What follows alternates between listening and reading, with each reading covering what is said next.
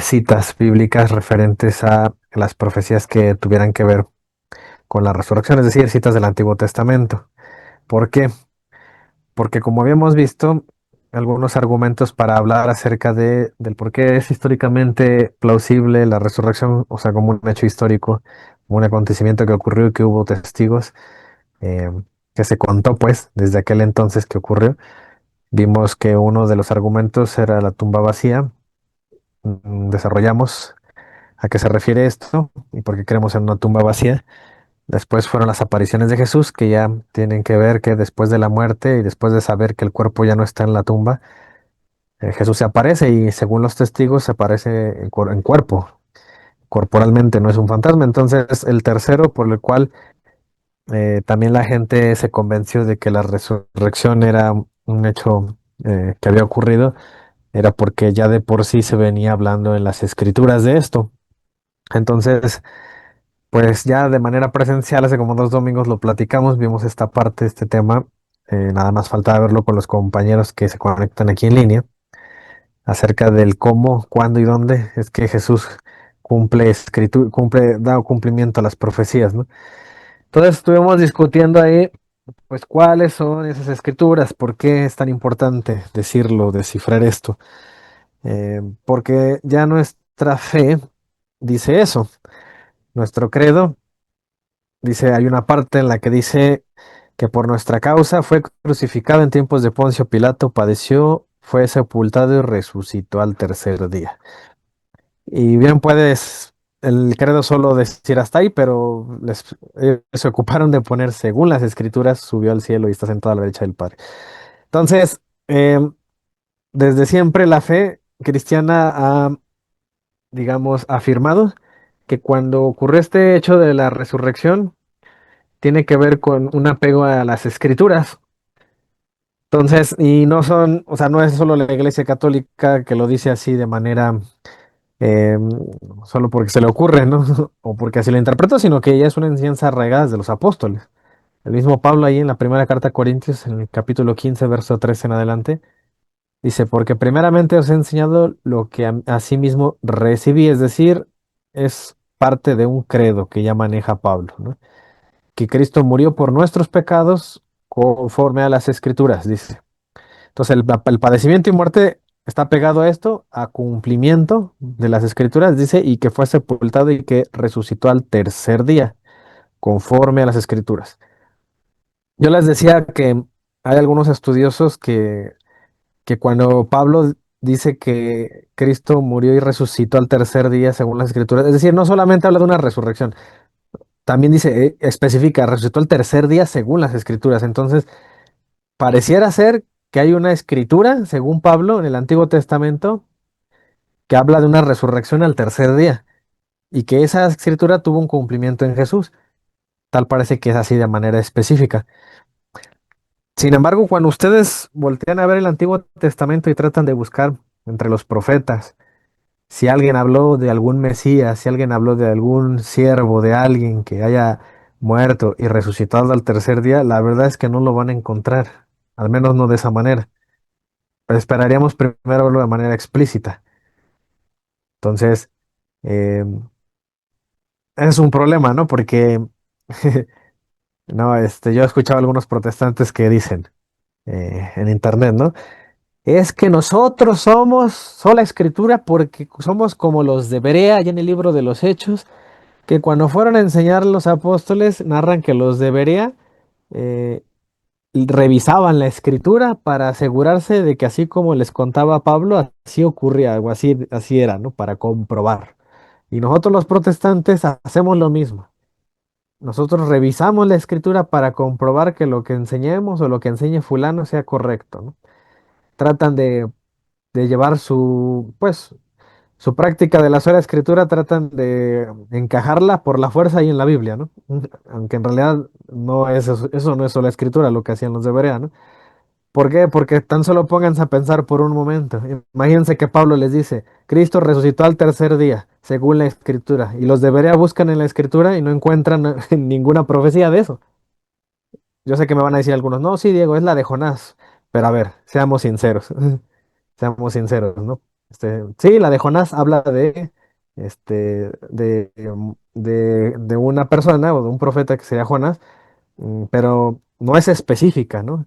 En decir, a ver, a lo que quiero ir es que hay profecías como las de Isaías que sí son muy enfáticas en hablar del Mesías, Daniel también. Pero la historia de Jonás, digámoslo así, es la historia de Jonás, ¿no? Si nosotros ya digamos, con el relato que les cuenta Pablo, tratamos de encajar la que se refería a Jesús, bueno, pues va a haber opiniones divididas, va a haber quienes digan, no, pero es que aquí habla de Jonás, es una historia real. De hecho, existía la tumba de Jonás, era un ser histórico, ¿no? No era un cuento, este tema de Jonás.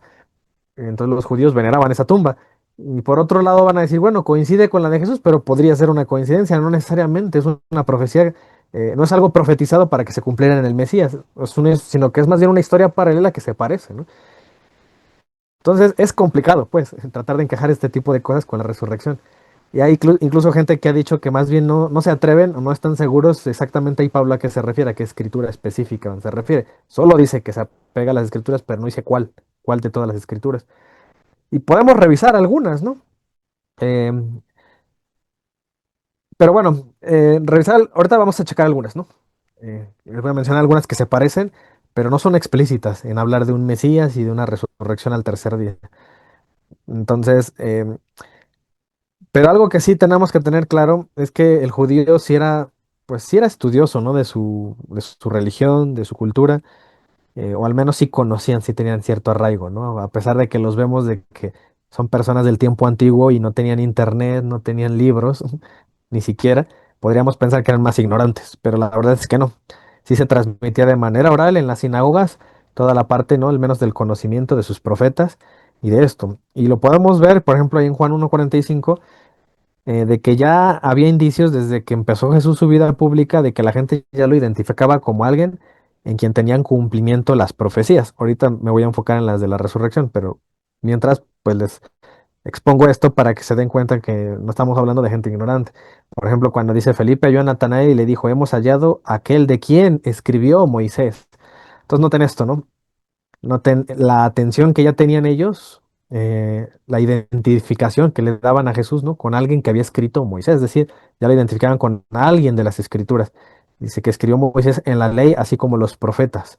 Dice a Jesús, el hijo de José de Nazaret. También lo vemos, por ejemplo, cuando platica ahí con los discípulos de Maús, del camino de Maús en Lucas 24. Vemos también esa identidad que se le da a Jesús, ¿no? Cuando Jesús se da cuenta que no lo reconocen, bueno, no lo reconocen pues físicamente, pero aparte no son capaces de identificar que esto tenía un cumplimiento en las escrituras, su muerte, su padecimiento.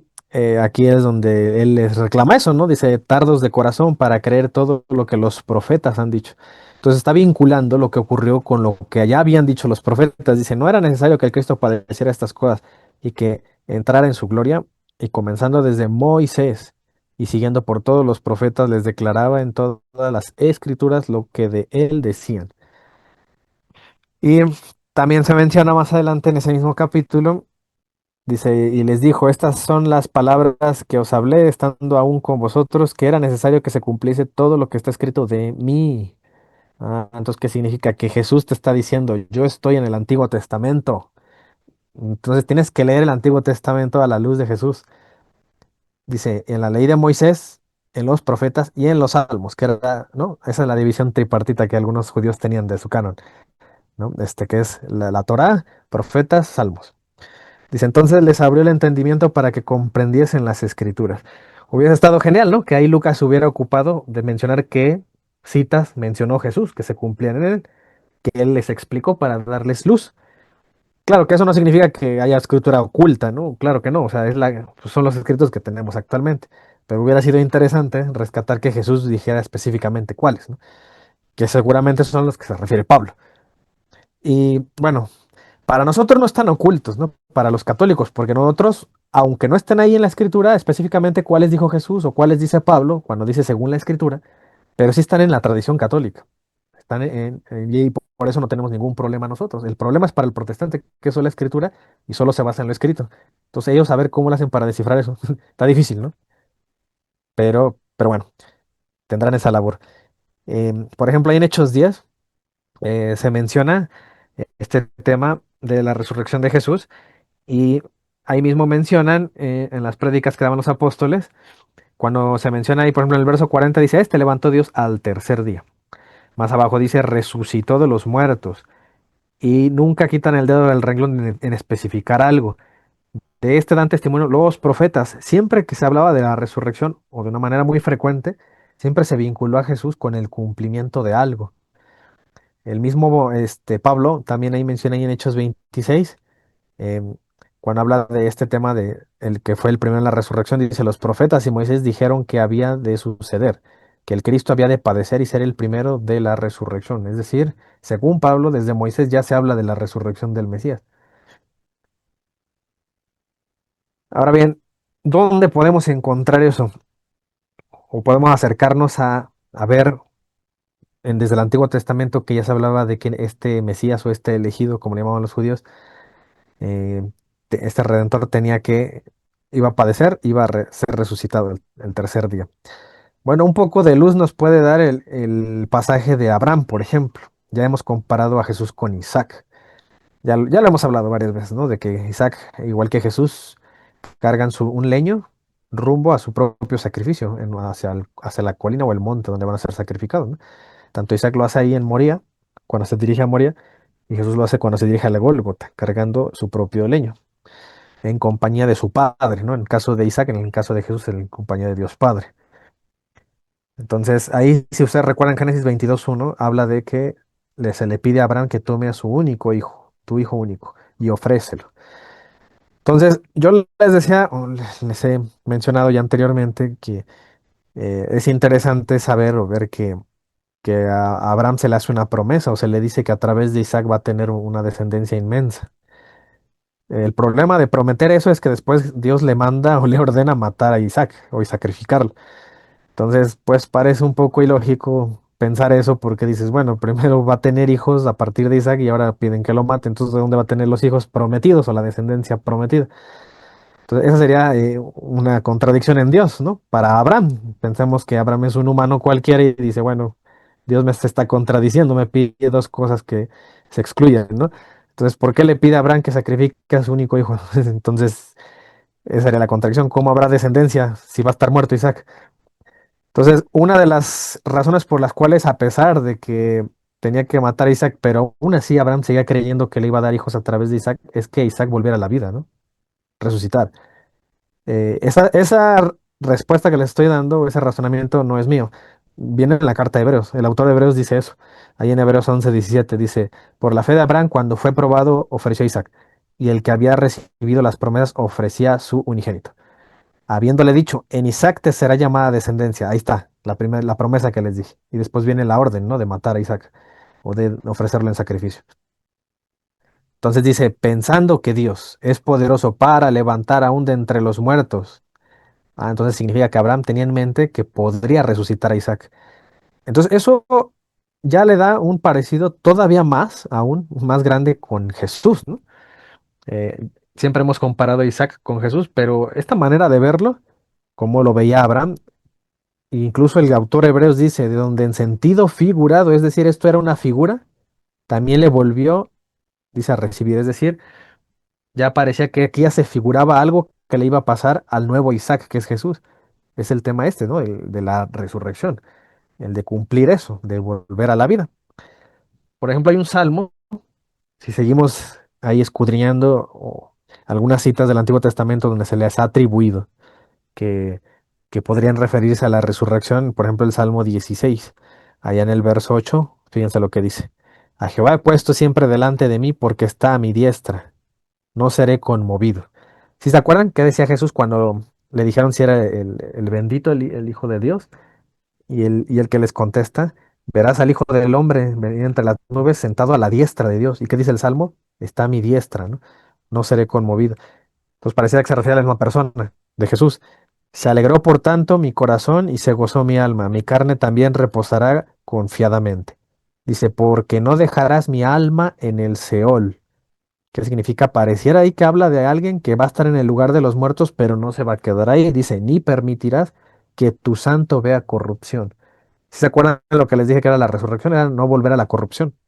Eso es lo que enseñan los apóstoles. Muere, pero ya no, murió una vez, pero ya no vuelve a morir una vez que resucita, no ve corrupción otra vez, ni en su cuerpo, ni tampoco su alma queda en el lugar de los muertos.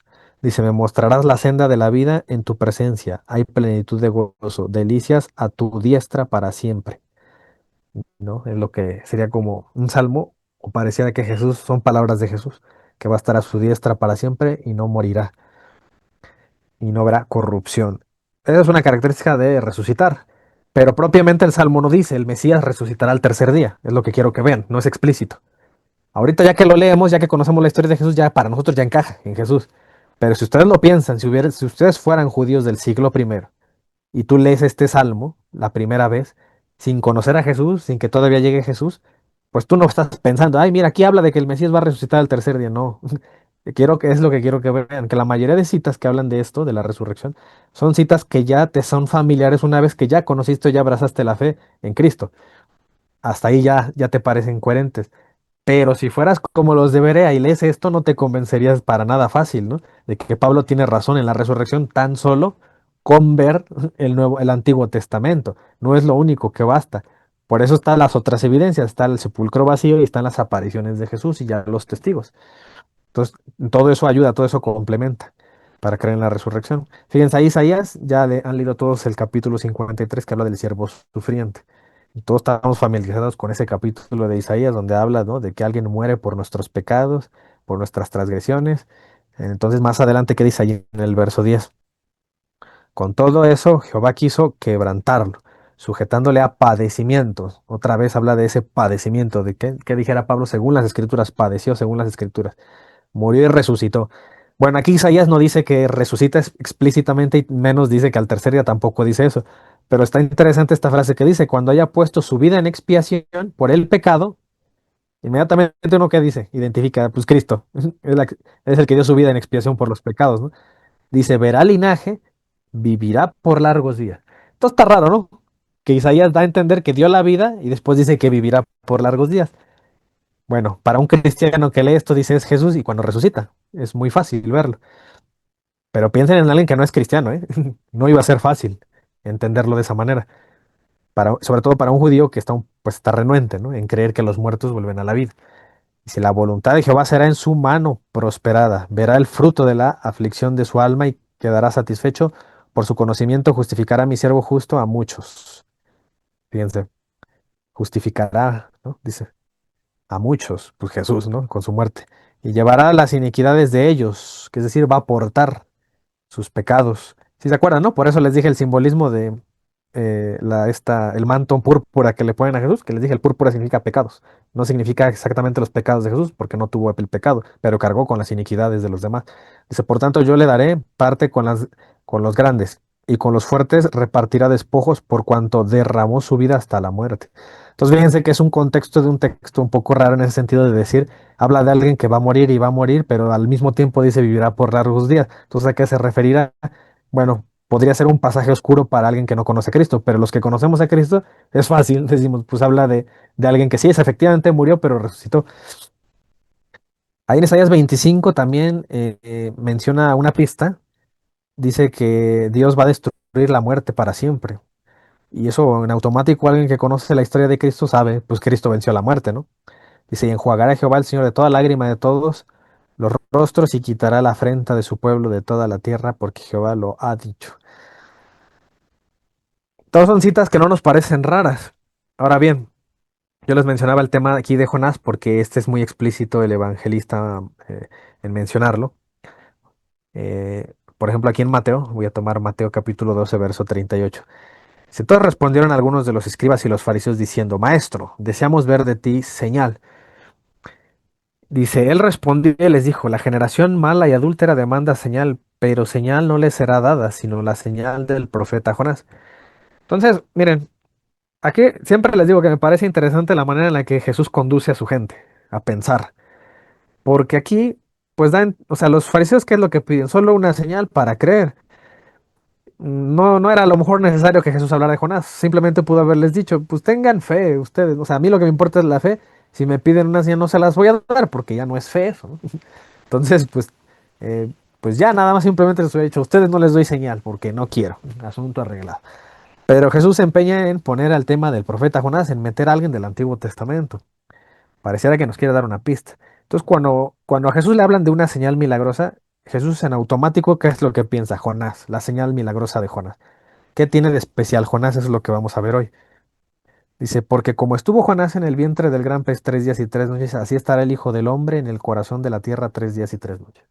Entonces pone una equivalencia en el transcurso del tiempo, pero si también somos estrictos, aquí Jesús no habla de una resurrección, ¿eh? O sea, ya después digo, con la historia sabemos que después de esos 3 días resucitó y que habla de una señal milagrosa en Jonás, ¿no? No lo olviden. Entonces, pareciera ser que es lo más acercado en lo que Jesús relaciona el proceso de su resurrección con algo del Antiguo Testamento. Dice, los hombres de Nínive se levantarán en juicio con esta generación y la condenarán, porque ellos se arrepintieron a la predicación de Jonás. Y aquí más que Jonás en este lugar. Miren que aquí es interesante que ya por sí mismo, si habla de 3 días y 3 noches, pues Jesús ya puede referirse desde ahí a su resurrección. Pero pareciera que para él no solo es eso, no es solo es eso la señal de Jonás, lo importante de la historia de Jonás. Habla de Nínive ahora y habla de un arrepentimiento de esa ciudad. Y remata diciendo, he aquí alguien más que Jonás en este lugar. Entonces, ¿qué será? ¿Qué será? Para eso hay que meternos a esa historia. Hay que meternos a ver ese libro de Jonás, que solo tiene 4 capítulos. Es un libro muy corto, que la verdad yo una vez lo leí todo hace mucho tiempo. Y pues bueno, para mí en mi caso no pasó de ser una historia pues interesante, bonita, de decir, pues bueno, habla de un profeta que Dios le dio un propósito, se negó al principio, ya después como que uno se quiere poner en el lugar de Jonás, ¿no? Y dices, bueno, eso significa, o la moraleja de esta historia de Jonás es que probablemente Dios tenga una misión para mí y si me llego a negar a cumplirla, pues Dios me endereza para cumplir su propósito, su voluntad. Y eso puede beneficiar, en este caso a Nínive, beneficio, puede beneficiar a mi prójimo. Ya, punto. ¿No? Obviamente quitamos la historia de la ballena o del pez porque nos parece una locura, nos parece un cuento, nos parece una metáfora, tal vez para algunos, nos parece poco creíble eso, ¿no? Entonces está como el tema ese del diluvio, ¿no? Que cómo metieron tantos animales en un arca. Entonces, puede parecer eso. Pero bueno, para Dios no hay imposibles, eso ya lo sabemos, ¿no? Por fe, digo, si creo que un muerto volvió a la vida, pues que no crea que una persona estuvo encerrada en una ballena 3 días, pues bueno, no se me está pidiendo tanto, ¿no? En comparación de creer en la resurrección. Puedo creerlo también. Pero a ver, vamos a ver cuál es ese signo de Jonás o la señal de Jonás de la que habla Jesús. Para esto vamos a dar un repaso bien breve, rápido, de quién fue Jonás, qué estaba haciendo y qué tiene que ver esta señal de la que Jesús habla. Y vamos a ver cosas bien interesantes en este relato. Entonces vamos a tratar de comparar a Jonás con Jesús. O al parecer Jesús es el que quiere que veamos eso y lo estudiemos. Entonces tenemos allá en Jonás capítulo 1 que dice, vino palabra de Jehová a Jonás, hijo de Amitai, diciendo, levántate y ve a Nínive, aquella gran ciudad y pregona contra ella, porque ha subido su maldad delante de mí. Aquí vemos la preocupación de Dios, pongan atención ahí, sobre Nínive que ve que se portan mal. Ahora yo me pregunto, ¿no que Dios era solo el Dios de los judíos en aquel entonces, en la antigüedad? ¿Por qué está volteando a ver una ciudad pagana? Nada tienen que ver los de Nínive, ¿no? Con las tierras o las 12 tribus, por ejemplo, ¿no? Nínive, de hecho, es la capital de un imperio pagano, Asiria. Entonces, ¿qué tiene que ver? ¿Por qué Dios está volteando a ver allá y está mandando a un hebreo, que es Jonás, hasta allá para predicar? Bueno, hay una enseñanza ahí de fondo. Si Jesús es como un nuevo Jonás, significará que Jesús no se va a quedar ahí nada más con los judíos. También va a predicar a todas las naciones. Eso tal vez, es muy probablemente que eso era figura de que Dios quería también que en algún momento se sumaran todas las naciones. Pero acuérdense que el primogénito es, es Israel, ¿no? El pueblo de Israel. El que va a ser ejemplo, el hermano mayor, el ejemplo de todos para, en la fe, al menos. Entonces dice, y Jonás se levantó para huir de la presencia de Jehová a Tarsis y descendió a Jope y halló una nave que partía para Tarsis. Dice que quiso huir de Dios y pagando su pasaje, dice, entró en ella para irse con ellos a Tarsis lejos de la presencia de Jehová. Entonces pónganse en el lugar de Jonás. Ustedes están en su casa, no sé qué estaba haciendo Jonás, y de repente escuchan una voz que les dice del cielo, una locución, no sé, les dicen, ve a predicar a un tal lugar. Y yo pienso que Jonás haber dicho, qué pereza, pues van a pensar que estoy loco, ¿cómo voy a ir yo? Algo parecido al conflicto que tenía Moisés de cómo voy a ir yo, ¿no? En decirle al faraón eso, si yo soy un hombre lento para hablar. Entonces algo así a lo mejor le pegó a Jonás y dijo, mejor me voy de aquí para que se busque a otro Dios y no me diga a mí que yo sea el que vaya a predicar. Entonces, pues hace eso, Jonás escapa, ya no quiere saber nada de eso, se hace el tonto. Pero no le duró mucho, ¿ah? En cuanto subió a la nave, allá al barco, empezó a haber problemas, como ya conocen esta historia. Una tormenta, mucho viento, y estaba a punto de hundirse la nave en la que estaban. Entonces empezaron a preguntar que qué estaba pasando. Como eran paganos ahí, en ese lugar, empezaron a encomendarse a sus dioses. Entonces alguien, o llegaron a esa conclusión de que pues si Dios o los dioses estaban embraveciendo el mar, era porque alguien ahí había hecho algo malo, alguien le debía algo a Dios.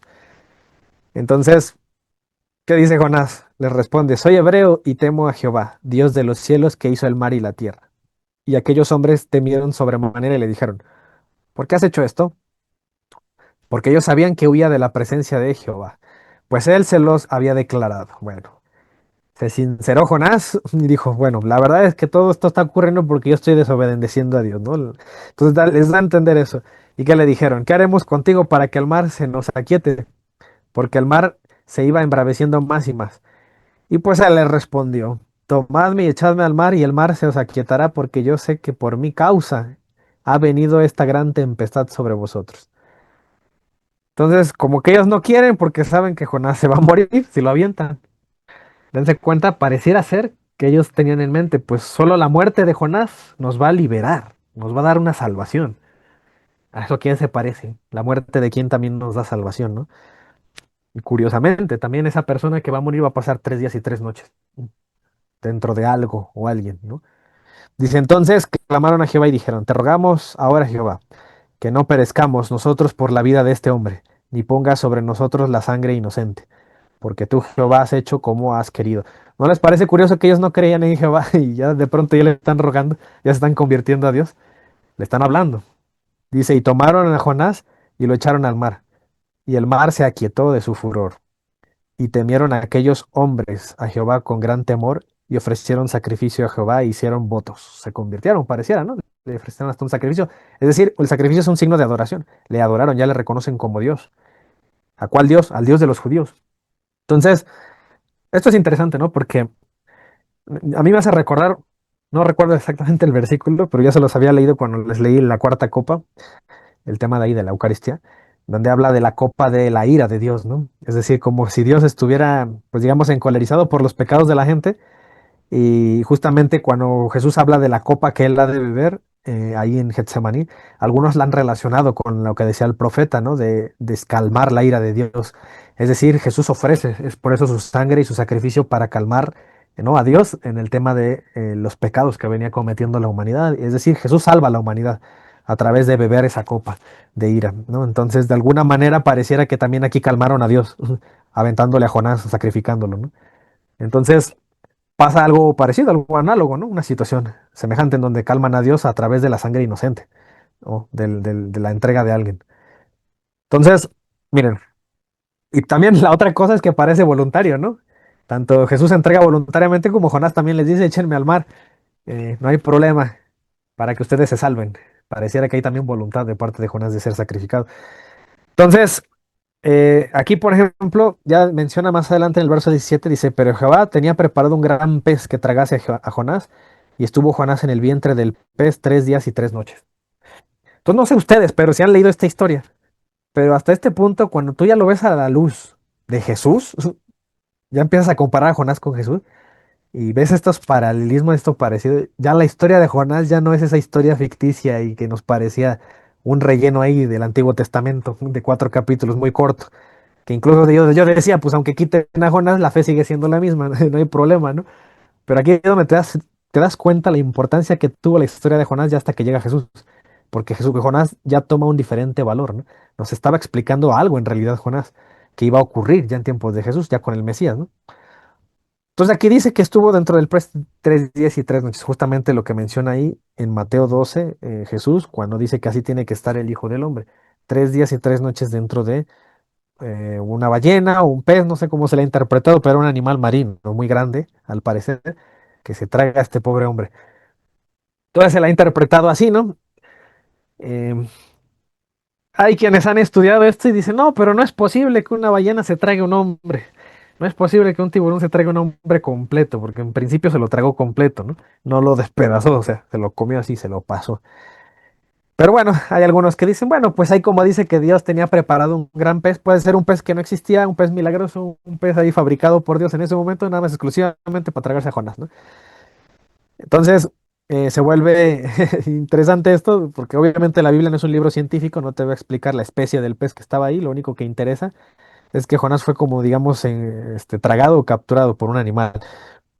Y dice ahí que Jonás oró, entonces Jonás a Jehová su Dios desde el vientre del pez. Y aquí, pues se le ha representado siempre así a Jonás, como que estaba dentro de la ballena vivo orando. Entonces, les menciono que aquí la escritura nos dice, o nos especifica que dice que oró Jonás a Jehová su Dios desde el vientre del pez, pero miren, siempre se le ha representado con estos dibujos a Jonás, como que está ahí postrado dentro de la ballena o del pez, y está orando, y está vivo. Siendo honestos, miren, siendo honestos, si a mí se me narra que una persona fue tragada por un animal marino, yo creo que lo que inmediatamente cualquiera piensa, pues es que se lo comió, o sea, se lo digirió y lo mató. Eh, si nosotros leemos cuidadosamente, en ninguna parte se especifica que Jonás seguía vivo, ¿eh? Eso también pongan atención, porque entonces eso significaría que esto no bien puede ser la realidad, no puede ser lo correcto, que Jonás estaba vivo dentro del pez. Yo sé que me van a decir, bueno, Diego, pero ahí dice que dentro del pez oraba. O sea, pues sí, pero puede ser que eso fue su último aliento, ¿no? Estaba moribundo, o alcanzó a orar antes de morirse, porque acuérdense, estuvo 3 días en el pez. No dice que los 3 días estuvo orando, ¿eh? Dice que dentro del pez oró, o sea, alcanzó a hablar con Dios. Entonces, ¿por qué digo alcanzó a hablar con Dios? Porque si ustedes ponen atención al relato de Jonás, a su oración,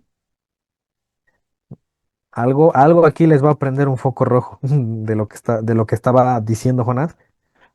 Y entonces aquí hay una interpretación de la cual se piensa, bueno, de acuerdo al libro de donde saqué esto, Bram Pitre dice que hay tradiciones judías que sí creían que Jonás se había muerto dentro del pez y que cuando Jonás sale del pez, en realidad la historia de Jonás es la historia de una resurrección, de alguien que había muerto y volvió a la vida por obra milagrosa de Dios. A ver, solo pónganse a pensar por un momento en eso. ¿Sí se acuerdan cuál era la pregunta inicial? ¿Qué escritura del Antiguo Testamento se refiere Pablo o los demás que me dicen que así como estaba en el Antiguo Testamento murió y resucitó al tercer día? Bueno, si Jonás de verdad murió dentro del pez y resucitó al tercer día y se puso a predicar, bueno, entonces yo creo que esta es la escritura de la que estamos hablando, ¿no? Es la escritura explícita que habla de eso. ¿Por qué sospechamos que Jonás sí pudo haber estado muerto? Bueno, cuando Jonás ora dentro del pez, quedó por escrito ahí en Jonás 2:2, en adelante, la oración de Jonás. Vean cómo él se expresa, qué palabras utiliza para decir lo que está, en dónde está. No dice estoy dentro del pez, dice estoy en el lugar de los muertos, estoy en el Seol. Fíjense, dice, invoqué en mi angustia a Jehová y él me oyó desde el seno del Seol, clamé y mi voz oíste. Para cualquier judío, sabe que el Seol es el lugar donde están los muertos, la gente que ya murió. Dice, me echaste a lo profundo en medio de los mares y me rodeó la corriente. Todas tus ondas y tus olas pasaron sobre mí, y entonces dije, desechado soy delante de tus ojos, mas aún veré tu santo templo. Las aguas me rodearon hasta el alma, dice, rodeóme el abismo, o rodeado del abismo, dice. El alga se enredó en mi cabeza. Aquí donde dice que estaba en el abismo, también hay otras traducciones que hablan de la fosa, y ese también es un término para hablar del lugar de los muertos, que está en la fosa, ¿no? Entonces, también dice, aún veré tu santo templo. Acuérdense que también el judío creía que ahí con Dios, ya la gente que moría en gracia de Dios, estaba en un templo en celestial. Entonces, bien puede referirse tanto al templo terrenal, ¿no? como al de Dios, al celestial. Por eso el judío representaba lo que había en el cielo en el templo. Más adelante, bueno, más adelante, pues sigue mencionando más cosas, ¿no? Pero, pues bueno, dadas estas palabras de Jonás, entonces da a entender más bien que él se murió, que él estaba clamando desde el otro mundo, ¿no? Entonces, pues nos vamos a ir quitando o poniendo en duda esta idea o esta imagen que siempre nos han representado como que Jonás estaba vivo, ¿no? Y ahí estaba orando 3 días, exactamente. Decía el autor, bueno, es difícil de creer porque ¿qué va a comer y va a respirar? A pesar de que Dios todo lo puede y lo pudo haber mantenido con vida, pero también no es descabellado y no es imposible para Dios que Jonás haya muerto dentro del pez y que el mismo Dios lo resucita. Digo, de todas maneras, pues Dios todo lo puede, ¿no? Entonces, tanto podría una opción como la otra. Pero este autor, Brad Peter, está más inclinado a decir esto, ¿no? Es que en realidad, por tradición, todos se sabía que Jonás había muerto, y más porque Jonás lo está diciendo. Ahora bien, esto ha sido un debate. También he encontrado las versiones, incluso católicas, donde ellos dicen que no, que Jonás no murió y dan sus explicaciones del por qué no murió, que en realidad Jonás estuvo vivo, ¿no? Dentro del pez.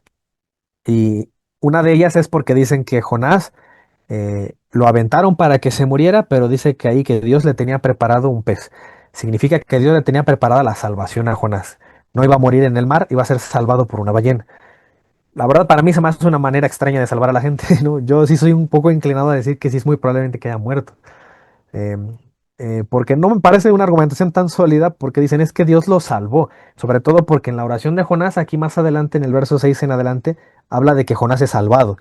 Pero a ver, seamos sinceros, también los apóstoles enseñaron que Jesús fue salvado de la muerte. ¿Eso qué significa? ¿Que Jesús no se murió? Sí, sí se murió. Y a pesar de eso dicen que Dios lo salvó. ¿Por qué? Porque lo resucitó al tercer día. Eso sí hay versículos de eso que dicen eso, que Jesús fue salvado de la muerte o del lugar de los muertos. Bueno, lo mismo sería para Jonás. Si Jonás dice que fue salvado, no necesariamente significa que fue salvado para evitarle la muerte. Al contrario, pudo haber muerto y aún así resucitado y eso aún así es salvación. Igual que para Jesús es salvación. Entonces, fíjense, aquí, dentro de esto que les estoy comentando, dice, decidí a los cimientos de los montes, la tierra echó sus cerrojos sobre mí para siempre. Entonces está hablando de eso, ¿no? Está expresando como de una muerte, ¿no? Que fue sepultado, que fue, dice, encerrado para siempre.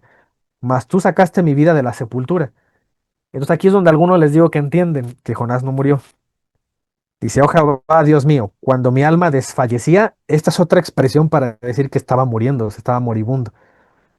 Dice, me acordé de Jehová y mi oración llegó hasta ti en tu santo templo. Ah, ya ven, que sí hay un santo templo ahí con Dios. Dice, los que siguen vanidades ilusorias, su misericordia abandonan. Mas yo con voz de alabanza te ofreceré sacrificios, pagaré lo que prometí. La salvación es de Jehová o Yahvé. Entonces, aquí esta última frase yo les comentaba la vez pasada, que justamente ese es el significado de la palabra Yeshua o Jesús. Si se acuerdan cuando el ángel le dijo a María, le pondrás por nombre Jesús, que significa Yahvé salva, que es la misma expresión que hace aquí Jonás. La salvación es de Jehová. Esta frase es muy parecida en el original a la palabra Jesús.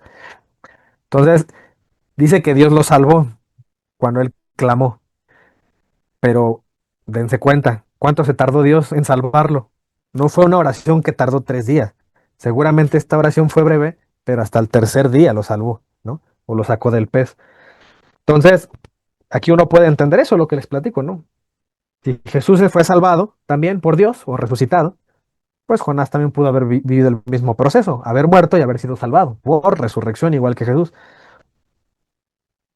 Entonces, pues bueno, algunas personas caricaturizan así a Jonás, como que viene así en la ballena. Bueno, la verdad es que esta imagen no es cierta, ¿no? Al menos la escritura no dice que venía así Jonás. Al contrario, dice que fue escupido, ¿no? Y ya después ahí se levantó. No andaba así como en un velero, Jonás en una ballena parado, ¿no? Entonces, pues son imágenes que les dan ahí en el catecismo a los niños y todo, pero no son reales. Y es más, lo más probable es que Jonás ni siquiera estuviera vivo dentro del pez. Pareciera que murió. O al menos el mismo Jonás dice, él dice que él dice, yo estoy desde el Seol clamando, estoy desde el lugar de los muertos. Algunos, los que dicen que no es cierto eso, miren, aquí es donde entra este problema que platicábamos el domingo pasado. ¿Quién decide qué es metafórico y qué no es metafórico? ¿Quién decide qué es simbólico y qué no es simbólico? ¿Qué es literal, qué no es literal? Porque las personas que dicen que Jonás no murió, que estaba vivo dentro del pez o la ballena, dicen que cuando Jonás habla de que está desde el Seol, dicen eso en realidad es una metáfora, porque un judío también se expresa así cuando está angustiado. Significa que cuando dices que estás desde el Seol es que estás angustiado. Es como cuando dices que estoy muriéndome, en realidad no significa que estás muerto, significa que estás muy preocupado.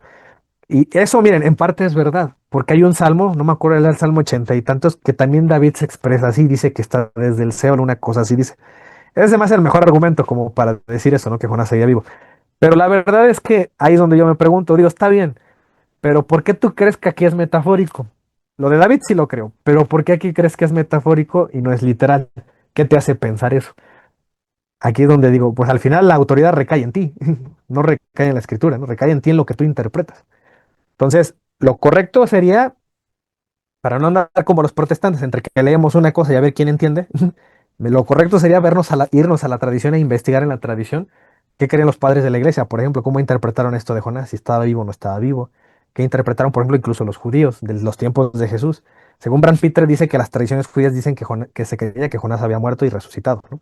Entonces ahí ya tiene mucho sentido porque Jesús habla de una señal milagrosa y cita a Jonás. Y dice, yo les voy a dar esa señal milagrosa, no verán más que otra, la de Jonás. Y aquí hay uno mejor que Jonás, está diciendo Jesús. Entonces dice acá que Jonás fue vomitado o escupido por el pez ahí. ¿Y qué más dice? Que vino otra vez palabra de Jehová por segunda vez a Jonás diciendo, levántate y ve a Nínive, aquella gran ciudad, y proclama en ella el mensaje que yo te diré. Y se levantó Jonás y fue a Nínive conforme a la palabra de Jehová. Ahora sí ya convencido, ¿no? Fue a predicar. Entonces, miren, aquí usa una palabra, la Biblia, que dice levántate. Esto en hebreo se dice, la palabra es kum, se llama así kum, la palabra. Dice levántate o ponte de pie, quiere decir. Yo les dije por eso la vez pasada que platiqué con ustedes que se memorizaran una palabra que dice Jesús cuando resucita a la hija de Jairo. ¿Sí la recuerdan? Es esta palabra kum. Y yo les dije que es interesante que un evangelista sí se tomó el tiempo para decir talita kumi, que en arameo significa levántate. Entonces, podemos rescatar que Jesús habló en arameo a esa niña y le dijo levántate. Y también podemos rescatar que a Jonás se le dice eso bueno, ya en la traducción griega, ¿no? En la Septuaginta, está una palabra griega que también es equivalente, o más bien el hebreo antiguo, mejor dicho, el texto hebreo, sí tiene la palabra kum, pero van a decir, digo, pero el hebreo no es igual que el arameo. Bueno, pero son lenguas que derivan, ¿no? Son lenguas relacionadas. em, y la palabra del hebreo derivada al arameo, sí es kum, ¿no? O sea, sí es la equivalente, digámoslo así. Entonces, cuando le dice a Jonás, kum, levántate, y cuando Jesús le dice a esta niña, la hija de Jairo, ahí en Marcos 5:35 en adelante, ¿no? Ahí en el verso 41, tomando la mano de la niña, le dijo, Talita Kumi, que traducido es niña, levántate, te digo que levantes. La niña se levantó y ya andaba. Todos saben que esa niña estaba muerta, pero lo que quiero que vean es que se usa la misma palabra en dos casos parecidos donde Dios le habla a un muerto para que se levante. Por un lado le diría a Jonás y por otro lado le diría a la niña que había muerto. Entonces, no con esto les quiero decir que esta es la evidencia contundente de que Jonás estaba muerto y en realidad lo resucitó. Lo que aquí les quiero decir es que es sospechoso esto, ¿no? Que en los dos casos Dios habla con la misma palabra para levantar un muerto. Y solamente quiero que vean que es un caso acumulativo del por qué creemos desde un principio que Jonás había muerto y por qué esta es una evidencia, una pista adicional a esto, a esta creencia. ¿Y qué es lo que pasó? Ahí en Jonás capítulo 3. Vino palabra de Jehová por segunda vez y bueno, le dice, ya les leí esto, que proclamara el mensaje que dice, yo te diré. Se levantó Jonás y fue a Nínive conforme a la palabra de Jehová. Tal parece que aquí se quedó en eso, le dijo, yo te diré qué les vas a decir. Y el libro de Jonás no relata qué les dijo, nada más dice que fue a predicarles, para que se arrepintieran, y efectivamente hizo Jonás. Ahí en el verso 4 en adelante del mismo capítulo 3 dice, y comenzó Jonás a entrar por la ciudad camino de un día y predicaba diciendo, de aquí a 40 días Nínive será destruida. Y los hombres de Nínive creyeron a Dios. Fíjense, pasó esto. Creyeron a Dios y proclamaron ayuno y se vistieron de cilicio desde el mayor hasta el menor de ellos. Esta costumbre de vestirse de cilicio o de piel de cabra, que es la cabra de cilicia, le llaman sayal también en unas traducciones de la Biblia, y de echarse ceniza en la cabeza o en el cuerpo, o sentarse sobre ceniza, eso ya es una señal de penitencia en el mundo antiguo. Entonces, ¿qué significa esto? Que los hombres se arrepintieron, le creyeron a Jonás. Pero dense cuenta aquí del problema o de la dificultad que tenía Jonás. Le iba a predicar a alguien que no conocía nada de Yahvé. Entonces era una predicación difícil. Sin embargo, milagrosamente se convirtieron. Y vio Dios lo que hicieron, que se convirtieron de su mal camino y se arrepintió del mal que había dicho que les haría. Y ya no lo hizo. Ya Dios los dejó en paz. Bueno, entonces ya ahí estaríamos mencionando lo que menciona Jesús acerca de 3 días, 3 noches y después de la conversión de un pueblo. Ahí en Mateo 12. ¿Qué tiene de especial Nínive? Es lo que les decía. Por ejemplo, aquí les pongo en un mapa. En amarillo tenemos lo que es la extensión o la influencia del imperio asirio. Para esto les voy a recordar algo que ya lo vimos en las alianzas. Em, el pueblo de Israel, que está en esta zona, aquí donde dice Jerusalén, aquí está la ciudad, la encerré en rojo. Esta zona de aquí, pegada aquí al mar Mediterráneo, en principio ahí es donde los historiadores piensan que Jonás estaba ahí en el mar Mediterráneo cuando fue tragado por el pez. Entonces, fíjense, desde ahí ellos, el pueblo de Israel llegó un momento en el cual cometieron rebeldías y se dividió el reino en el norte y en el sur. Como recuerdan, casa de Judá y casa de Israel. Y acuérdense que con el reino quedó dividido en el norte y en el sur, fue a raíz de Roboam, que fue el hijo de Salomón, tuvo un problema con la gente, y especialmente por un tema de impuestos, que no querían pagar. Entonces se divide entre el norte y el sur y un militar llamado Jeroboam toma el norte como líder y Roboam se queda en el sur. Entonces lo que pasa más adelante es que allá en el año de 722 son invadidos por los asirios. Y aquí es donde ya entra el imperio asirio. Ya después en el sur fueron invadidos en el 587 por los babilonios, si lo recuerdan. Pero bueno, a ver, cuando llegan los asirios, su capital de ellos es Nínive, vean hasta dónde está. Bueno, Jonás tuvo que ir hasta Nínive a predicarle.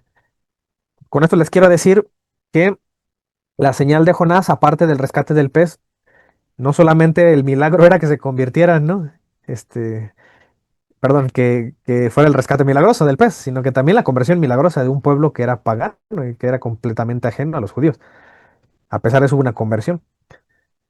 Y bueno, em, hay versículos que nos han hablado acerca de Asirias, perdón, de Asiria. Ya es mencionada en la Biblia este imperio, por ejemplo, ahí en Segunda de Reyes, en capítulo 17, verso 6. En el año 9 de Oseas, el rey de Asiria tomó Samaria, ¿no? Es el tema de la invasión. Es un versículo que habla de este tema de la invasión de Asiria sobre el pueblo de Israel, al menos en el norte, lo que les mencioné. Y después de que Jonás predica, pues bueno, se convirtió el pueblo y más adelante en la historia, Nínive volvió a portarse mal, ¿no? O sea, al final digo. eh, pero ya hay versículos que nos mencionan esa tendencia de Nínive de lo malo y pues de cómo el pagano pues, se desviaba de la fe, ¿no? Por las mismas prácticas. Y por ejemplo, ahí en el libro de Tobías, ahí en capítulo 14 verso 9 también se expresa así, Tobit a Tobías, perdón, Tobías a Tobit, a su hijo, cuando le habla de Nínive, ¿no? Le dice, vete de Nínive, no te quedes aquí. Cuando tu madre muera y la entierres junto a mí, aquel mismo día vete. Ni siquiera pases la noche en este país, porque veo que aquí hay mucha maldad y que desvergonzadamente se cometen muchos engaños. Entonces, ya la Biblia nos mostraba que Nínive era un lugar, pues, donde se portaban muy mal, o tenían siempre esa inclinación. Por eso era muy milagroso que Jonás los haya convertido. Quiero que se den cuenta de eso. Por eso, cuando yo les mostré esta diapositiva donde Jesús les habla de la señal del Jonás, entonces yo quiero que vean esas dos partes. Hay algunos que han debatido. ¿Cuál es la señal de Jonás de la que habla Jesús? ¿Habla de la resurrección de Jonás? ¿O el milagroso rescate de Jonás de la ballena? ¿O está hablando, número dos, de la conversión de un pueblo pagano? ¿Cuál de las dos será la señal de Jonás? Bueno, la respuesta corta es que Jesús se refiere a las dos al mismo tiempo que le preguntan de una señal. Lo más probable es que las dos hablen de la misma señal, es una única señal. El milagro de Jonás es ese, su historia, que sobrevivió milagrosamente, igual que Jesús, vivió milagrosamente, igual que Jesús, convirtió a un pueblo que se portaba mal, lo convirtió al bien. Entonces la conversión milagrosa de Nínive. Pero Jesús nos dice algo, hay una diferencia con Jonás, yo soy mejor. O aquí hay más que Jonás en este lugar. Entonces, eso nos recuerda una cosa, ¿no? ¿Qué hizo Jonás? Le dijeron, vete a Nínive y predícales porque se portan mal. ¿Y qué hace Jesús? Jesús encomienda algo ahí en el capítulo de 28 de Mateo, en el último capítulo, el último versículo del Evangelio. Jesús deja una misión. ¿A quién? A los discípulos. Haced discípulos a todas las naciones, bautizándolos en el nombre del Padre, el Hijo y el Espíritu Santo, enseñándoles que guarden todas las cosas que yo os he mandado. Y aquí que estoy con vosotros todos los días hasta el fin del mundo. ¿Qué significa eso? Que si Jonás fue a predicarle a un solo pueblo, Jesús quiere que le prediquen a todas las naciones. Pero no hay una dicotomía de que fueron los apóstoles y no Jesús, porque Jesús se fue al cielo y dejó a los apóstoles solos. No. Jesús hasta el final que dice aquí, yo estoy con ustedes todos los días hasta el fin del mundo. En otras palabras está diciendo Jesús, no los estoy abandonando. Yo estoy con ustedes y ustedes van a predicarle a todo el mundo y yo voy a ir acompañándoles. ¿Qué significa? Que el Jonás del Nuevo Testamento, que es Jesús, continúa predicando, porque hay alguien mejor que Jonás en este lugar. Pero dense cuenta, no está solo tampoco Jesús, continúa predicando a través de su iglesia. Eso quiero que vean la unión mística que hay entre los apóstoles, sus sucesores con Jesús. Y a partir de ahí, eso es el nuevo Jonás. Nosotros formaríamos parte de ese nuevo Jonás, ¿no? Del Nuevo Testamento, porque nos metemos o nos involucramos en esa predicación a todas las naciones. Entonces, si hubo una conversión milagrosa de Nínive, el nuevo Jonás quería una conversión milagrosa de todo el mundo, de todas las naciones. Y no nos vamos a ir muy lejos. Si recuerdan esta escena donde Jesús está crucificado, Dios mío, ¿por qué me has abandonado? Esa frase de dónde la saca Jesús, ¿no? Cuando la leemos, y ya todos la saben. Es una pena que cada vez que leemos las 7 frases de Jesús en la cruz, cada Semana Santa, no se desglosa esta parte. Hay veces que ni siquiera mencionan que es el Salmo 22. Hay gente que se desvía en decir, incluso sacerdotes, yo he oído que dicen, ¿no? Aquí se demuestra la humanidad de Jesús. Como dan a entender, Jesús aquí se angustió y dudó de Dios, ¿no? Como si Jesús perdiera la fe. No, no es eso. Los judíos tenían por costumbre mencionar el nombre de los salmos por la primera línea, así como nosotros nombramos a las oraciones por la primera línea. ¿Cómo se llama la oración que habla del Padre Nuestro? El Padre Nuestro, porque empieza así, Padre Nuestro que estás en el cielo, ¿no? Y así hacemos, ¿no? Nuestras oraciones. ¿Cómo se llama el credo? Creo en un solo Dios, el credo, ¿no? Por la primera línea los nombramos. Bueno, así hacían los judíos con sus salmos. Entonces, cuando Jesús dice la primera línea del salmo, todos ya identifican que habla del Salmo 22. Y el Salmo 22 no habla de una persona que dejó de creer en Dios y que fue abandonada. Habla de una persona angustiada que está en aflicciones, pero ¿cómo termina ese salmo? Es lo que vamos a ver hoy. Porque quiero que se den cuenta que el final del Salmo 22 en la cruz es el mismo de la historia de Jonás. Entonces Jesús aquí también estaría ratificando que es ese nuevo Jonás, ¿no? ¿Qué dice ahí Jesús? Ahí en el verso 27 de este Salmo. Se acordarán y se volverán a Jehová. Todos los confines de la tierra y todas las familias de las naciones adorarán delante de ti. ¿Qué significa esto? Que todas las naciones se van a convertir milagrosamente y van a reconocer a Dios. Porque de Jehová es el reino y él regirá las naciones. Comerán y adorarán todos los poderosos de la tierra, se postrarán delante de él todos los que descienden al polvo, aun el que no pueda conservar la vida a su propia alma. Continúa diciendo, la posteridad le servirá, esto será contado de Jehová hasta la postrera generación, siempre, todas las generaciones hablarán de él, todas las naciones se convertirán, dice, vendrán y anunciarán su justicia a pueblo no nacido aún, dice, incluso los pueblos que hoy no conoces, llámense países, estados, todos, dice, anunciarán que él hizo esto. Y bueno, ahí mismo en la cruz comenzó, digamos, ese nuevo Nínive a convertirse, el del Nuevo Testamento que serían todas las naciones, empezando por este fulano, el que le clavó ¿no?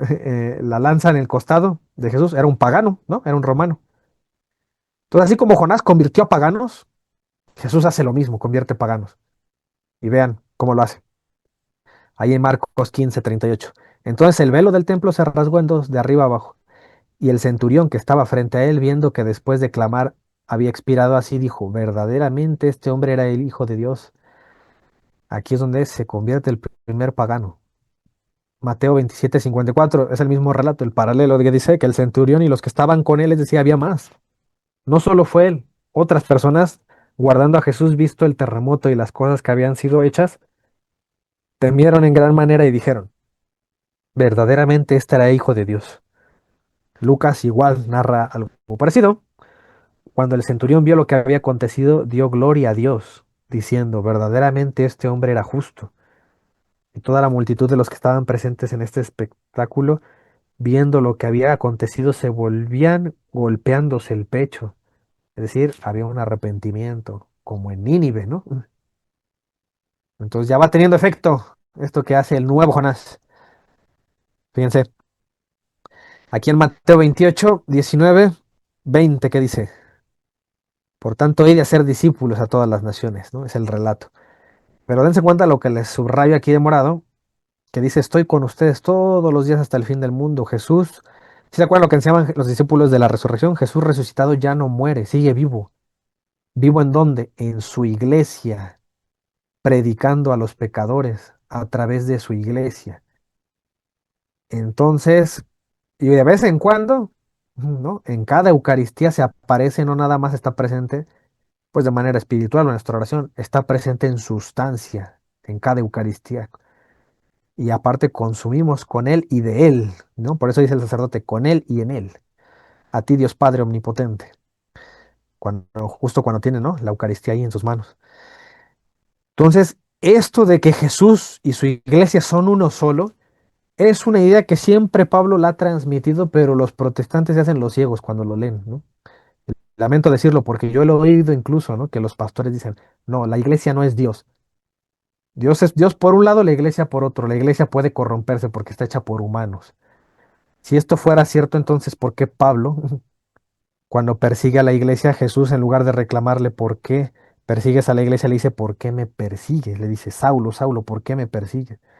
Entonces pareciera que para Jesús, Jesús está fusionado con su iglesia. A pesar de que Pablo persigue a la iglesia, Jesús le reclama, me estás persiguiendo a mí. ¿Por qué? Porque la esposa está muy unida al esposo, son una sola carne.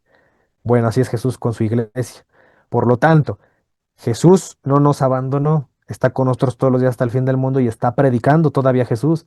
¿Lo hace a través de quién? De su iglesia. ¿Cuál iglesia? La católica. No vamos a creer que Jesús predica en todas las iglesias protestantes. Ajá, exacto. Jesús predica en unas iglesias que hay que bautizar bebés, en otras que dice que no hay que bautizar bebés, en otras dice que la salvación se pierde, en otras dice que la salvación no se pierde, en otras dice que puedes orar por tus difuntos, en otras dice que no tiene sentido orar por los difuntos. Entonces, ¿cuántos Jesuses hay? ¿No? No, solo hay uno que enseñó una sola cosa, una sola fe, un solo bautismo, ¿no? Un solo Cristo.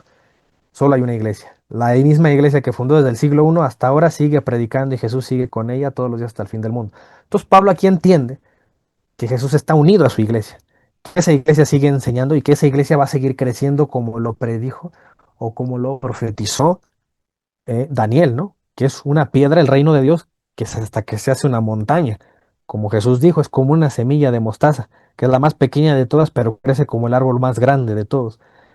Entonces, por eso ustedes cuando se les echan un clavado, busquen en las noticias Iglesia Católica, allá en Google o en cualquier página, y hay noticias como esta, ¿no? Sobre todo que ya más contemporáneamente, dice aquí, África, el continente donde más crece el catolicismo, espera con expectación a León XIV. La última parada será Guinea Ecuatorial, dice, el único país hispanohablante de África donde León XIV visitará la capital. Una visita que estaba esperando. África, nuevo epicentro del catolicismo global ante la primera visita de León XIV. Dice el continente África, el continente donde más crece el catolicismo, espera a León XIV. La gente se une a la más gente se une a la Iglesia Católica en Estados Unidos. Dice, esta Semana Santa la Arquidiócesis de Detroit recibirá a 1.428 nuevos católicos en la iglesia, su cifra más alta en 21 años. Entonces, si ustedes tienen más de 21 años viviendo aquí, imagínense esto, llevaba mucho tiempo que los católicos no eran tantos, pero va creciendo la fe. Mucha gente también le ha atribuido a la apologética, ¿eh? Gracias a la apologética y a esta labor que hacemos, ha habido gente que se ha convertido porque hay mucha gente que se ha interesado en conocer los orígenes del cristianismo. Y cuando estudian, se dan cuenta lo que todos nos damos cuenta. La Iglesia Católica siempre ha existido. la mayoría de iglesias protestantes son novedades. Son iglesias que nunca existieron, no fueron fundadas por Dios, entonces no pueden ser la iglesia verdadera. Algo está cambiando en Inglaterra. El catolicismo crece a costa del anglicanismo. En Inglaterra incluso los católicos están siendo más que los anglicanos. Un 35% de los sacerdotes ordenados desde 1992 han cambiado, se han hecho católicos. Otro caso interesante, actual, es el de Corea. Ahí en Asia es donde menos conocen a Cristo, ¿no? Y países africanos. Y porque, bueno, predomina por allá, ¿no? El Islam y otras creencias.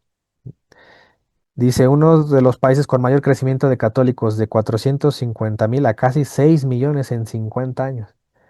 Fíjense, ha habido gente, eso es casi es apenas una generación, ¿no? Hay gente ahorita que tiene 70 años.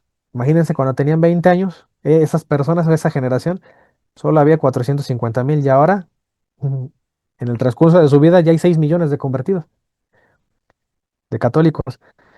Las estadísticas demuestran el crecimiento exponencial de la iglesia en una de las zonas emergentes en número de católicos, Corea del Sur, especialmente ahí. Eso a mí me da gusto porque en Corea del Norte no conocen nada de Cristo. Y algún día que Corea del Norte se libre de ese régimen comunista, espero que no se tarde mucho Dios en ayudarles. Fíjense, tienen a un vecino, Corea del Sur, que ya es muy católico. Ya les llegará la fe. La iglesia en Corea crece mucho, pero se habla poco del pecado, dice, de la muerte y de la vida eterna. Pero bueno, hay cosas que hay que pulir, ¿no? Aún, siempre. Aún aquí en Latinoamérica, ¿no? Hay mucha gente que se hay que reevangelizarla. Iglesia Católica Coreana publica sus estadísticas, un impactante crecimiento. Ya hablan de estos 6 millones de surcoreanos que ya se han hecho católicos. Aquí les muestro una página donde habla de las razones del boom de los católicos en África, el continente donde más crece la iglesia. Aquí tenemos una foto de la visita del Papa León XIV a una comunidad, también ahí. Y si se acuerdan lo que les dije, Jesús continúa predicando a través de su iglesia. Entonces la labor del Jonás del Nuevo Testamento, que es Jesús, todavía no termina. ¿Qué decía Jesús ahí en Mateo 24? Que una señal de que iba a volver a venir o su segunda venida era que todos iban a conocer su evangelio. ¿Sí recuerdan? Era una de las razones por las cuales iba a venir Jesús también, cuando ya todos tuvieran conocimiento de él. Entonces, ¿qué significa esto? Que la profecía del Salmo 22, donde se van a convertir todas las naciones a Dios, y la señal de Jonás se están cumpliendo con Jesús y su iglesia. Entonces, es una profecía que está en curso ahorita, la estamos viviendo. Y bueno, en esa página, aquí mencionan algunas razones y algunas cosas de esta conversión. Dice, este comportamiento ha ocasionado que África se constituya, dice, como la religión católica de mayor crecimiento en el mundo, el grado de que la base de datos cristiana mundial estima de que para 2050 los católicos africanos representarán el 32% de la iglesia católica. Eso es mucho, es un tercio. Un tercio de los católicos en el mundo van a ser africanos. Es una cifra muy alta. Lo que sucede en África, dice, señala Fray Will Conker, misionero católico, miembro de la Sociedad de Misiones Extranjeras de París. Dice, es un misterio y un milagro de evangelización, si se considera que la labor evangelizadora en ese continente es algo muy nuevo. Apenas ocurre. Es milagroso. ¿Sí se acuerdan cuando llegaron aquí los españoles? ¿Cuál fue el boom? La aparición de Guadalupe, lo que convirtió a todos los indígenas, ¿no? ¿A cuál fe? A la católica. Entonces, fue milagroso también eso. Ahí Dios nos echó una manita, ¿no? Con la aparición de María. En 100 años, 125 años, la misión ha sido como un fuego, un incendio forestal que realmente ha incendiado África. Y hoy es tan hermoso ver que estos jóvenes países cristianos se están convirtiendo en misioneros y estamos muy agradecidos, dice. Entonces, fíjense, ¿qué diríamos de esto? Es un misterio y un milagro de evangelización. Lo que dijo Jesús. A ver, Jonás predicó, convirtió un pueblo. Pero aquí hay alguien más que Jonás en este lugar, alguien más importante, Jesús y su iglesia. Y bueno, con esto concluimos. En referencias, les recomiendo este libro. De este libro saqué toda la información referente, fue mi guía para hablar de la divinidad de Jesús y la mesianidad de Jesús. Se llama este libro En defensa de Jesús de Brad Pitt, y lo pueden encontrar en Amazon. Yo ya me lo leí todo como 3 veces para darles este tema, me lo estudié mucho y también me estudié las citas que él daba y yo las busqué, todas las citas que buscaba, que buscaba y para pues revisar que estuviera correcta la información que les doy ahorita. Y ahí mismo también habla de este tema de la resurrección, la crucifixión y la resurrección, que es la información que les di. El tema de la crucifixión, donde yo les hablé de Jesús como su boda, en la crucifixión lo saqué de este libro que también es del mismo autor que es Bram Pitre, y en este libro que se llama Jesús el novio, que también lo pueden conseguir en Amazon. Es un libro buenísimo. Solo de este libro solo yo les di un capítulo. Hay más capítulos súper interesantes que ya con calma tal vez algún día se los dé, donde podemos ahí discutir y comentar algunas cosas. Y me encanta este Brand Pitre, para mí es mi superhéroe. Si no fuera por los libros de lo que es Brand Pitre y Scott Hahn, que han escrito, que escriben de manera parecida, y también John Bersma. Estos tres, bueno, tanto Scott Hahn como John Bersma eran pastores protestantes que se convirtieron al catolicismo después de estudiar. Brand Pitre siempre fue católico, pero estos tres son amigos y son compañeros y de pronto han colaborado. Y pero son estudiosos que sí están muy metidos en el campo pues del estudio bíblico, de la escritura desde sus lenguas originales. Están muy familiarizados con el hebreo, con las lenguas originales, el arameo. Pero lo que me gusta de ellos es que aparte de que escriben artículos y son gente que está a la vanguardia de estos estudios, ellos se preocupan por publicarle a la gente como nosotros, a laicos, por eso publican estos libros. Entonces hay mucha información de esto que no la encuentran en ningún canal de YouTube, que para mí es información que es invaluable y que a mí en lo personal me ha fortalecido en la fe como no tienen ni idea, ¿no? Yo cuando leí Scott Hahn, La Cena del Cordero, La Cuarta Copa, cuando leí los libros de Brand Pitre, para mí yo me enamoré de la Eucaristía, y pues apenas les comparto un poco, ¿no? De lo que yo he leído, lo que a mí me ha convertido, lo que me ha hecho seguir siendo católico con mucho fervor. Y pues bueno, yo espero que también a ustedes cada vez más les enamore su fe y pues sigamos en este camino, ¿no? Y pues ya nada más para resumir todo, ¿en qué se resume esto? En el amor que tiene Dios por todo el mundo. Dios no se conformó solo con Nínive, solo eso fue una figura, una probadita de lo que iba a hacer en convertir a todos los paganos, a los no judíos, que somos nosotros también, ¿no? Entonces, esa es la misión, llegar a todos los rincones. Y bueno, no se sientan ajenos a esto, la apologética ya es una labor evangelizadora. Entonces, no solamente es oración, también es oración, pero acompañado de predicación. Entonces, ustedes también son ese nuevo Jonás cuando se suman a esa iglesia y cuando se apegan a la enseñanza de la fe católica de 2000 años. Ustedes también, Dios, digámoslo así, Dios pareciera que también se encarna, ¿no? En su iglesia se encarna en cada uno de ustedes cuando ustedes defienden la verdad y la predican.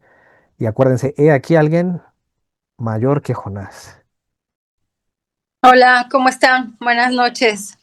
Buenas noches. Llegué un poquito tarde, pero sí alcancé a escuchar bastante de lo que de lo que nos estuvo enseñando Diego sobre Jonás, y la verdad, como muchas otras ocasiones he comentado, para mí esto es como abrirme al conocimiento, porque justo yo no entendía, digo, no es porque, este, bueno, vaya, no entendía por qué Jesús justo mencionaba a Jonás y no mencionaba, por ejemplo, a uno de los profetas mayores, ¿no? Que le llamaban como Isaías o como Jeremías, ¿no? ¿Por qué Jonás si no era considerado un profeta mayor? Y ahora entiendo por qué. Y, y este, y pues eso, me gusta mucho aprender, ¿no? Aprender de nuestra fe. Y felicidades a Diego. Y sobre todo sí se nota muchísimo que ha estudiado mucho, porque la forma en que lo transmite, lo explica, es súper sencilla de entender. Y seguramente no es fácil, ¿no? O sea, tener tanta información y poderla transmitir tan sencillo. Ese sería mi comentario. Sí, bueno, ya estuvimos viendo, ya ven que en otras clases, porque yo le llamo así, ¿no? Pasadas. Eh, Gracias, Diego, por, no sé, la preparación que tú tienes, que, bueno, te dedicas a lo mejor más que nosotros a investigar, y también por el dato del libro. Bueno, ya viendo lo de Jonás y comparándolo con Jesucristo, pues está fácil de entender, ¿no? Ya Diego ya nos explicó, y como dice la hermana que acaba de comentar ahorita, pues de una forma tan sencilla, que a veces las personas tienen pues la facilidad, ¿no? De aplicar y que los demás le entiendan. En unas palabras, las palabras que podemos que podemos captar así rápidamente. Bueno, Jonás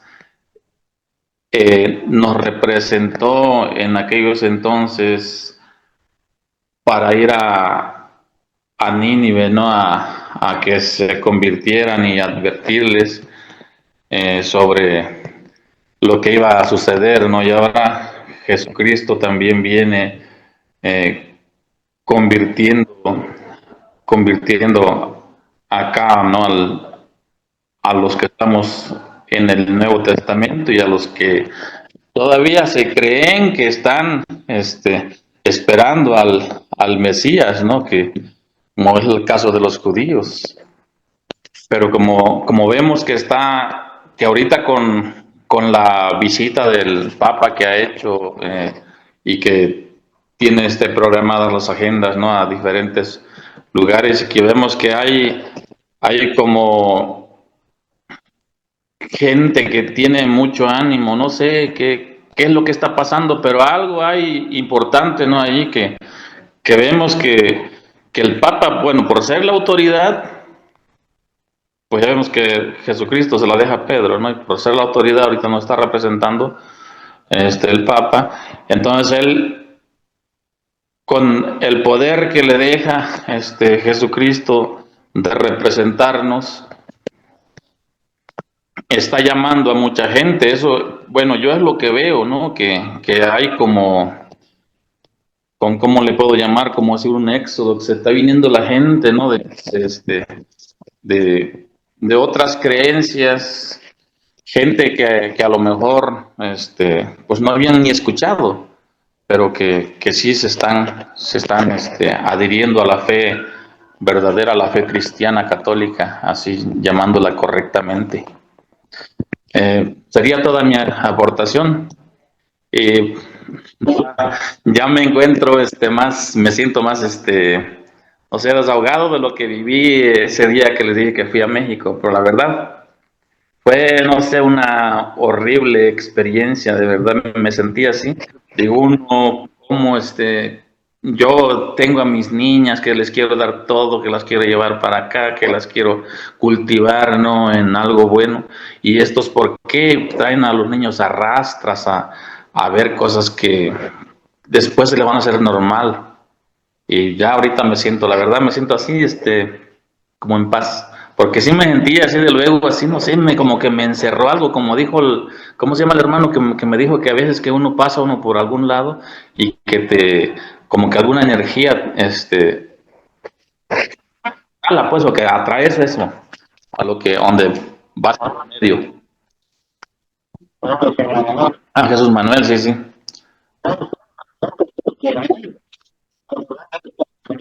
La verdad,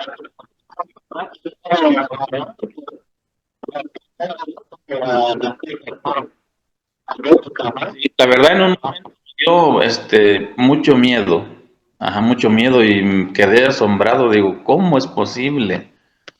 Ajá, veía a los niños como vienen con alegría, como cuando van a recibir sus reyes o algo así, que los llevan pues los niños van con una misión pues de que, yo voy a por mi regalo, ¿no? Yo voy por esto y pues ya ven un niño qué mente puede tener, ¿no? De jugar, de divertirse, de que su papá lo mime, que esto y el otro, y pues todo bonito, ¿no? Un mundo color de rosa y llevándolo ahí. Bueno,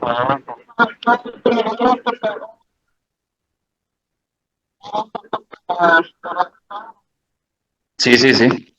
Entonces, pues, digo, sería todo, pues, muy, muy bien explicado para mí, pues quedó muy, muy bien explicado. Es un tema que a veces sí nos falta mucho, ¿no? Por aprender, pero ya tenemos, la idea, ¿no? De lo que, nos representó el, el pobre Jonás que quiso huir. Eh, pues hay que repasar, ¿no? Porque también muchas citas en un ratito, pues puede costar trabajo. Si a ustedes se les facilita aprender con videos, como creo que a la mayoría, pues también está bien. Si quieren profundizar aún más, pues ya están los libros, siempre se los doy o se los proporciono para que ahí pues también los consigan. Y siempre es mejor, ¿no? Estudiar del libro. Y, y bueno, eso, y todavía les debo muchos temas. Desde hace tiempo les había dicho de los temas de María, de los dogmas de María y algunos otros. Y pero yo creo que más adelante, ahorita tengo la verdad, ando muy ocupado, ya hasta nuevo aviso, digamos, continuaremos con las cartas de Ignacio de Antioquía y también les quería dar el tema de la tradición y la sola escritura. Ese nunca lo hemos hablado, pero ese sí, me da ganas de platicarlo, ¿vale? Y bueno, ya ahí con calma lo veremos. Sería todo. En el nombre del Padre, del Hijo y del Espíritu Santo. Amén. Dios, te damos gracias por compartir este rato, poder hablar de ti, de tu iglesia, de la misión que encomendaste a tus apóstoles y a sus sucesores. Queremos pedirte, pues, formar parte de ella, que nos ayudes a poder predicar la verdad, a poder hacer que aquellas ovejas que se han ido, se han alejado de ti o las que nunca han pertenecido puedan pertenecer a esta familia que tú fundaste, que puedan conocer la Eucaristía, que puedan convertirse. Te pedimos por aquellas personas que están en esa transición de acercarse a la fe católica para que puedas asistirles a través de la intercesión de tus ángeles, tus santos, de Santa María, siempre Virgen. Queremos pedirte, Dios, por aquellas personas que están incluso contra ti, y así como reclutaste a Pablo, puedes reclutarlos a ellos y puedan sumarse más personas a esta familia. Danos mucho amor y mucho valor para poder hablar de ti en estos tiempos de persecución. Y asimismo te pedimos por nuestro párroco, nuestras autoridades eclesiales, para que también sean el principal conducto que nos lleve para la predicación de tu evangelio a las demás personas. Amén. En el nombre del Padre, del Hijo y del Espíritu Santo. Amén. Hasta luego.